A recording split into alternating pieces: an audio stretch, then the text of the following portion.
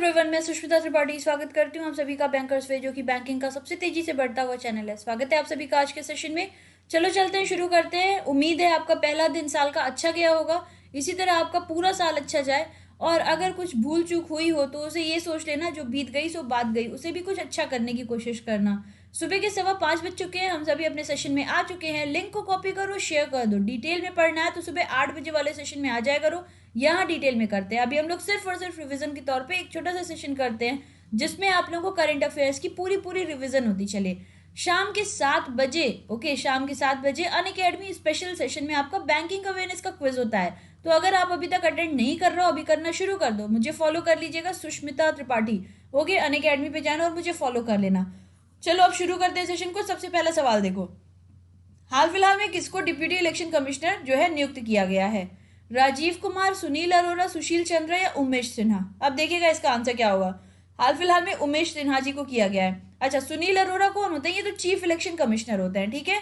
ये chief election commissioner होते हैं। अभी अभी इन्हें इलेक्शन कमिश्नर चुना गया था, राजीव कुमार जी को, जब अशोक लवासा जी ने जो है अपनी पोस्ट को छोड़ करके और वाइस प्रेसिडेंट के तौर पर ज्वाइन किया था एडीबी को, ओके। खैर, इसका आंसर आपका है उमेश सिन्हा जी। जैसा हम सभी देख सकते हैं, सिन्हा जी इस पोस्ट को ज्वाइन करने वाले हैं, ठीक है, as deputy election commissioner in election commission of India, जैसा कि पर्सनल मिनिस्ट्री ने एक जो है ऑर्डर जारी किया है। अब एक और बात को ध्यान रखिएगा, हमारे देश में नेशनल वोटर्स डे कब होता है बच्चों? ये आने वाला है, हो सकता है आपसे पूछ लिया जाए।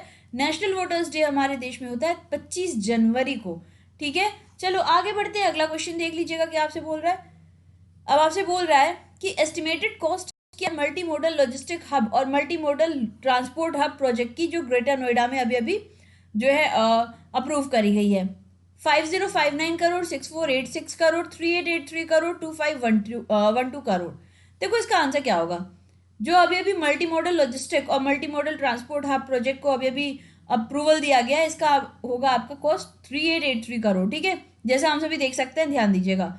अभी अभी केंद्र सरकार ने मंजूरी दी है कि कंस्ट्रक्ट किया जाएगा मल्टी मॉडल लॉजिस्टिक और ट्रांसपोर्ट हब ग्रेटर नोएडा में, उत्तर प्रदेश में, जिसकी कॉस्ट होगी कुछ 3883.80 करोड़। ये जो cabinet committee on economic affairs है, जिनकी अध्यक्षता प्रधानमंत्री मोदी जी ने किया था, इन्होंने साथ ही साथ में प्रपोजल अप्रूव किया है डीपीआईआईटी द्वारा, ताकि कंस्ट्रक्शन किया जा सके तमाम ट्रंक्स की, इंफ्रास्ट्रक्चर कंपोनेंट की, जो आप देख सकते हो। अच्छा देखो, इससे फायदा क्या होगा, इससे वही ट्रांसपोर्टेशन और इंफ्रा लेवल जो होता है वो बेटर होगा।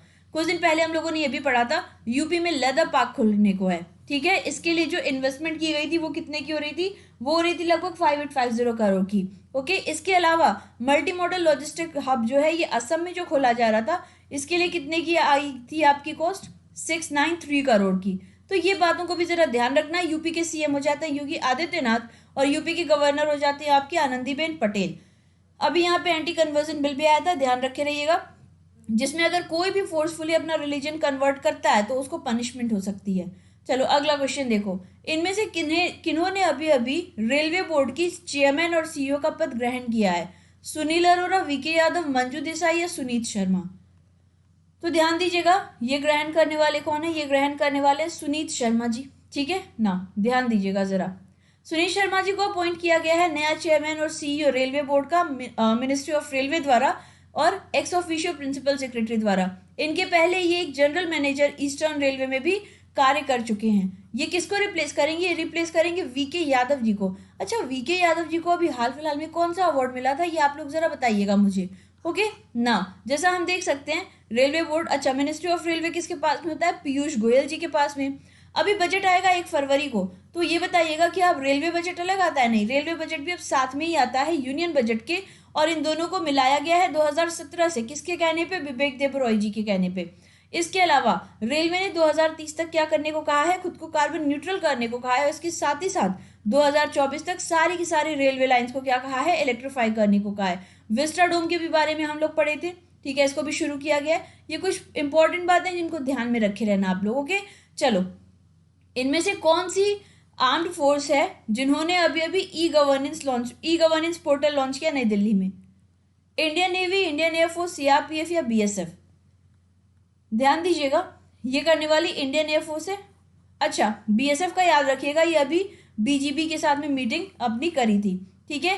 खैर, और एक और भी चीज, इंडियन नेवी ने जो है डीआरडीओ के साथ में मिलकर के परीक्षण किया था किसका, सहायक एनजी, जो कल के सेशन में हमने पढ़ा था।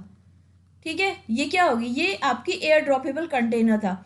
एनीवे चलो अब जरा इसको हम लोग देख लेते हैं कि जो इंडियन एयरफोर्स के चीफ हैं आरकेएस भदौरिया जी, इन्होंने फॉर्मली लॉन्च किया है आईएएफ ई गवर्नेंस पोर्टल नई दिल्ली में। ठीक है, जो लॉन्च किया गया पोर्टल का ये पार्ट है डिजिटल इंडिया का और ई गवर्नेंस इनिशिएटिव का, जो कि एंटायर इंडियन एयरफोर्स को किस में कन्वर्ट कर देगा, पेपरलेस ऑफिस में जो है कन्वर्ट कर देगा, ताकि जो भी डेटास वगैरह जो भी स्टोरेज है ये सबका सब जो अभी तक मैनुअली हो रहा है इसको अब हम लोग इलेक्ट्रॉनिकली कर सके। इंडियन एयरफोर्स डे कब होता है, ये होता है 8 अक्टूबर को।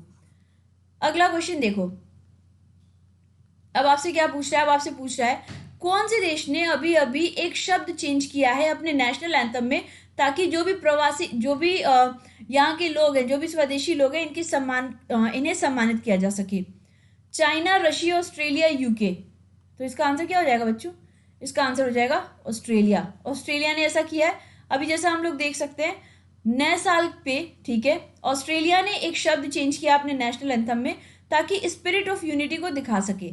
Prime minister of Australia Scott Morrison ने अनाउंस किया है कि जो दूसरी लाइन होती है एंथम की, ठीक है, उसको चेंज कर दिया गया, एडवांस ऑस्ट्रेलिया फेयर। ठीक है, इसमें चेंज किया गया दूसरी लाइन फ्रॉम, देखो, for we are young and free to for say we are one and free कर दिया गया। ठीक है, तो जरा इसको ध्यान से देख के रहना। अच्छा, स्कॉट मॉरिसन जी को अभी क्या मिला था, अभी ने मिला था लेजेंड ऑफ मेरिट यूएसए के प्रेसिडेंट डोनाल्ड ट्रंप के द्वारा। अगला क्वेश्चन देखो, ऑक्सफोर्ड की एस्ट्राजेनेका वैक्सीन जो है इसको अप्रूवल दिया गया है कि ये यूज की जा सकती है कहां पर, यूके, यूएसए, इंडिया, बांग्लादेश। तो देखो ये काफी पुरानी खबर हो चुकी है, यूके। अच्छा एक बात बताइएगा, इंडिया में भी अप्रूवल दिया गया था, इंडिया में किसको अप्रूवल दिया गया था ये आप लोग मुझे बताइएगा। ठीक है, अभी के सेशन में हम लोग इसको अच्छे से डिस्कस कर लेंगे 8 बजे। तब तक आप लोग मुझे ये लिख के बताइएगा कि इंडिया में पहली कौन सी ऐसी वैक्सीन है जिसको इमरजेंसी यूज के लिए अप्रूवल दे दिया गया है कि इसको यूज किया जाएगा। चलो खैर, यूके में जो है ऑक्सफोर्ड जेनेका को अप्रूवल दे दिया गया है कि ये यूज की जा सकती है। पहला डोज जो है ये जल्दी दिया जाने वाला है। ठीक है, अच्छा 100 मिलियन डोजेस बन रहे हैं 50 मिलियन लोगों के लिए। हेल्थ सेक्रेटरी जो है मैट हैनकॉक, इन्होंने कहा है कि एंटायर पॉपुलेशन को कवर करेगा। ठीक है, पहली रजिस्टर करने वाली जो वैक्सीन थी ये गमालिया रिसर्च इंस्टीट्यूट ने बनाया था, स्पुतनिक 5। ओके, पहली बनने वाली जो वैक्सीन जिसपे वर्क करना शुरू किया गया था ये था आपका mRNA 1273। अगला देखिएगा, सरकार ने अभी अभी डेडलाइन को बढ़ा दिया है। 100% कलेक्शन जो टोल चार्जेस का था नेशनल हाईवे का फास्टैग के जरिए, इसको बढ़ा करके कब तक का कर दिया गया है, 31 जनवरी, 15 फरवरी, 31 मार्च या अप्रैल 28। ठीक है, तो अभी तक आपको पता है सारी चीजें जो है अपनी मैनुअल होती हैं, लेकिन अब क्या कहा जा रहा है, अब जो टैक्स कलेक्शन होता था, टोल कलेक्शन, इसको अब कैसे करा जाएगा, फास्टैग के जरिए किया जाएगा। अभी तक था जनवरी 2021 तक इसमें कंप्लीट कर दिया जाएगा, लेकिन डेट को एक्सटेंड कर दिया गया और कर दिया गया है 15 फरवरी तक का। अब 15 फरवरी तक किया जाएगा। कौन सी संस्था रिस्पॉन्सिबल होती है नेशनल हाईवे के एसएसआई कलेक्शंस के लिए, NHAI, national highway authority of India. इनके हेड कौन हो जाते हैं, SS सांधू जी इनके हेड हो जाते हैं। मंत्रालय कौन देख रहा है नेशनल हाईवे की, नितिन गडकरी जी देख रहे हैं। इनका निर्वाचन क्षेत्र क्या होता है, नागपुर होता है। ठीक है बच्चों, ध्यान रखे रहना। अच्छा, NHAI ऐसी पहली विभाग थी जो कि फुल्ली डिजिटल वर्क करना शुरू कर दी थी। ओके, इसके अलावा भारत को टोल फ्री बनाने की बात कब तक हो रही है, अगले 2 सालों में। ठीक है, चलो इन बातों को ध्यान रखे रहना, बहुत इंपॉर्टेंट है। ओके, पहले क्या था, पहले इन लोगों ने 1 जनवरी का रखा था, अब इसको 15 फरवरी का कर दिया गया है। ओके, चलो फिर मिलते हैं अगले सेशन में। अगर आपको सेशन अच्छा लगा हो तो एक बार सेशन को लाइक कर देना, शेयर कर देना और चैनल सब्सक्राइब कर लेना। और अगर आप लोग जुड़ना चाहते हो अनअकैडमी पे तो ये कोड यूज कर लेना, AVP10। इसको यूज करोगे तो आपको 10% ऑफ मिलेगा। साथ ही साथ में जो भी कोर्स चाहते हो वहां पे आप लोग लगा भी सकते हो इसे। फिर मिलते हैं अगले सेशन में, तब तक के लिए घर पे रहो, स्वस्थ रहो, ध्यान दो। Take care, love you, bye bye.